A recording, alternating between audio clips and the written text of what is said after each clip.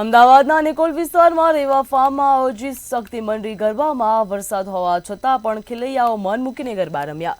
મોટી સંખ્યામાં ખેલૈયાઓ રેવા ફાર્મ ખાતે પહોંચ્યા હતા અને વરસાદમાં પલળતા તેઓએ ગરબાની મોજ માણી હતી।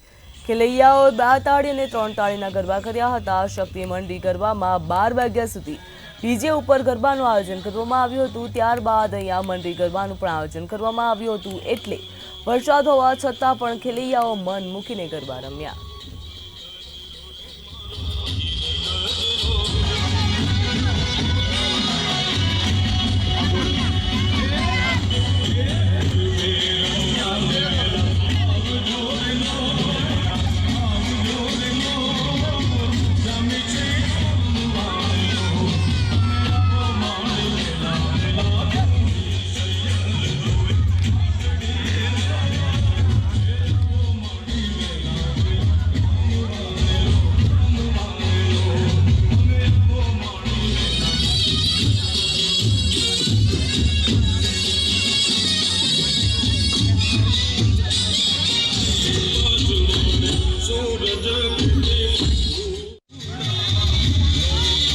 बहुत अच्छा लग रहा है। अगर आगे भी बारिश हुई तो भी हम नाचेंगे।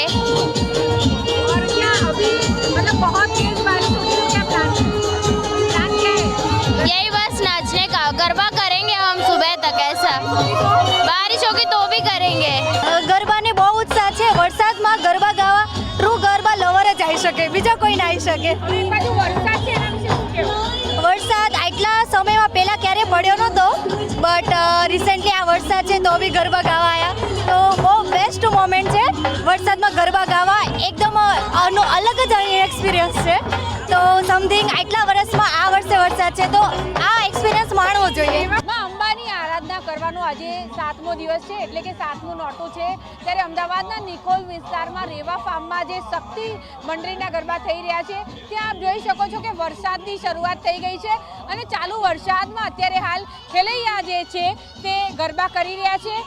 જો વાત કરવામાં આવે તો છેલ્લા 2-3 દિવસથી વરસાદી માહોલ ગુજરાતમાં જામ્યો છે, ત્યારે ગઈકાલે પણ અનેક જગ્યાએ ગરબા બંધ રાખવામાં આવ્યા હતા, પરંતુ આ રેવા ફાર્મમાં અત્યારે હાલ આપ જોઈ શકો છો કે ખેલૈયાઓ જે છે તે સરસ મજાના ગરબા કરતા જોવા મળી રહ્યા છે।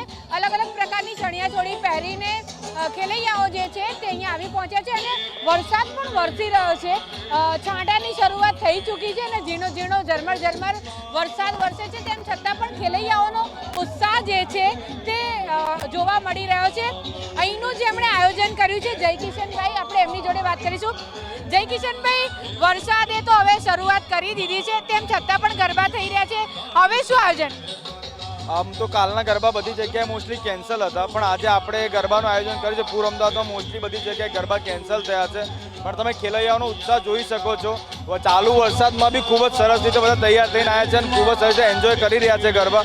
અમારો પ્રયત્ન એ જ છે કે જેટલી બેસ્ટ ફેસિલિટી આપી શકીએ એટલી આપવાનો પ્રયત્ન કરીએ છીએ, એટલે નીચે બધું એવી વ્યવસ્થા કરેલી છે જેનાથી અમને વરસાદ ના નડે અને આવી રીતે ખૂબ જ સરસ મજાથી ગરબા રમી શકે। ખેલૈયાઓ માટે થઈને આજે અલગ જ વ્યવસ્થા કરી ડીજેની, એના વિશે શું કહેશો અને કઈ રીતે વિચાર આવ્યો કે આવું કરી શકાય? એકચ્યુઅલી સવારે મેં વિચાર્યું કે મોસ્ટલી પૂર અમદાવાદમાં બધા ગરબા કેન્સલ થાય છે, હવે ખેલૈયાઓને અહીંયાથી પશ્ચિમમાં આટલી દૂર જવું પડે, આપણે અહીંયા સરસ મજાનું આયોજન કોઈ ગોઠવી શકીએ, તો અમે બપોરે જ પ્લાન કરીને અર્જન્ટમાં બધું સેટિંગ કરીને અને એમના માટે આ સરસ મજાનું આયોજન કર્યું, જેનાથી એ લોકો અહીંયા આવીને ગરબાનું જે નવરાત્રિનો મજા છે, આનંદ છે, લઈ શકે। ચોક્કસથી તો આ આયોજક અને તેમણે ખેલૈયાઓ માટે થઈને અનેરું આયોજન કર્યું છે, ત્યારે આપ જોઈ શકો છો કે અત્યારે હાલ ખેલૈયાઓનો ઉત્સાહ જે છે તે બરકરાર જોવા મળ્યો છે। એક બાજુ વરસાદ અને બીજી બાજુ ગરબા, કારણ કે ગુજરાતીઓ છે એટલે ગરબા કર્યા વગર તો રહી જ ના શકે। આપ જોઈ શકો છો કે મોટી સંખ્યામાં અત્યારે હાલ કુર્તા અલગ અલગ પ્રકારના રંગબેરંગી પહેરીને ખેલૈયાઓ જે છે તે અત્યારે હાલ આવી પહોંચ્યા છે। ઘણા બધા ખેલૈયાઓ જે છે આપણે એમની જોડે પણ વાત કરવાનો પ્રયત્ન કરીશું। શું નામ છે? તમારું નામ શું છે? વાડદોરિયા દક્ષિલ। વરસાદ પડે છે તોય ગરબા કરો છો, શું કેવું? મજા આવે છે। નોર્મલી લોકો વરસાદમાં બહાર નીકળવાનું નથી પ્રિફર કરતા અને તેમ છતાંય તમે આવ્યા છો, કેવું લાગી રહ્યું છે? બહુ મજા આવી રહી છે।